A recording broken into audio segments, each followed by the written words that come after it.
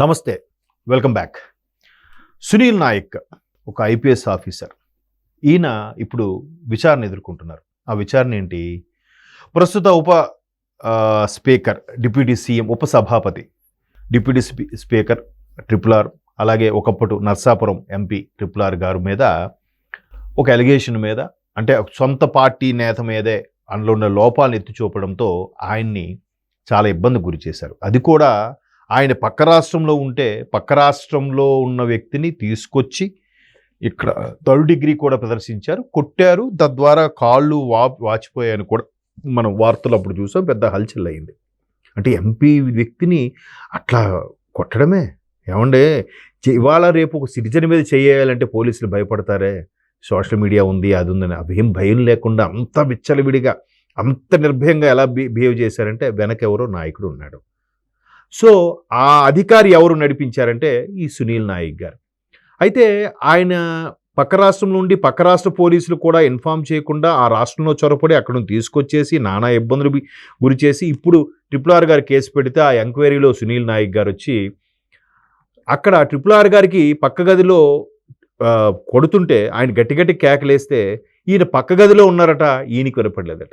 మిగతా అదే కార్యాలయంలో మిగతా సిబ్బందికి అందరికీ ట్రిపుల్ ఆర్ గారు అరుపులు వినిపించాయి, కానీ పక్క గదిలో ఉన్న ఈ సునీల్ నాయక్ ఐపీఎస్ గారికి మాత్రం వినిపించలేదంట.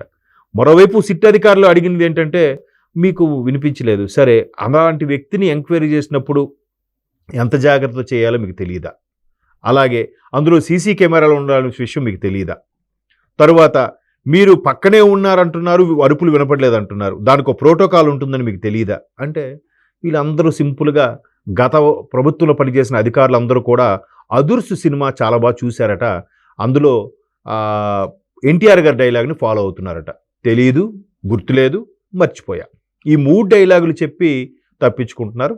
కాకపోతే సిట్ అధికారులు ఏమైనా చిన్న చితక వ్యక్తులండి. ఇప్పుడు ఆయన ఆ సునీల్ నాయక్ గారికి ఎంక్వైరీ చేసింది కూడా విజయనగరం ఎస్పీ ఆఫీసర్. సో ఆయన అడిగితే ఈయన తడబడుతూ నీళ్లు నమిలారట. తప్పు చేసిన వాళ్ళు ఖచ్చితంగా దొరికిపోతారు కదండి. నీళ్ళు నమ్మడం ఏంటి? చెవట్లెక్కేసి ఉంటారు కూడా. ఎందుకు అంత అంటే ఇప్పుడు అది సుపీరియర్ చెప్పాడు, ప్రెజర్ చేశాడు, ఓకే, కానీ ధర్మబద్ధంగా ఉండాలి కదా. సార్ రేపొద్దున ఏదైతే నా మీదకి వస్తుంది, సారీ సార్ నేను చేయలేను, లేదంటే మహా అయితే ఏం చేస్తారు, ట్రాన్స్ఫర్ పెట్టేస్తారు, ఎక్కడికో వెళ్ళిపోతారు, లేదా లాంగ్లో వెళ్ళిపోతారు, అంతే కదా. మరి పైన సుపీరియర్ చెప్పాడో లేకపోతే ఆ నాయకుడు చెప్పాడో చేస్తే ఇప్పుడు నాయకుడు బాగానే ఉన్నాడు, ఇప్పుడు సఫర్ అవుతుంది ఎవరు? సునీల్ నాయక్ గారు. ఇది చాలామంది వాళ్ళు మేధావులు, ఎన్నో ఏళ్ళు కష్టపడితే ఐఏఎస్ ఐపీఎస్లు అవుతారు. అటువంటి వాళ్ళు ఇలాంటి చిన్న చిన్న వాటికి విచారణకు రావడం, చిన్న చిన్న విషయాల్లో దొరికిపోవడం అనేది చాలా ఆశ్చర్యానికి గురి చేస్తుంది. మరోవైపు సొసైటీ గురించి ఆలోచిస్తుంటే బాధ అనిపిస్తుంది. మరి చూద్దాం సునీల్ నాయక్ గారు దీని నుంచి తప్పించుకోగలరో లేదో, వెయిట్ అండ్ సీ.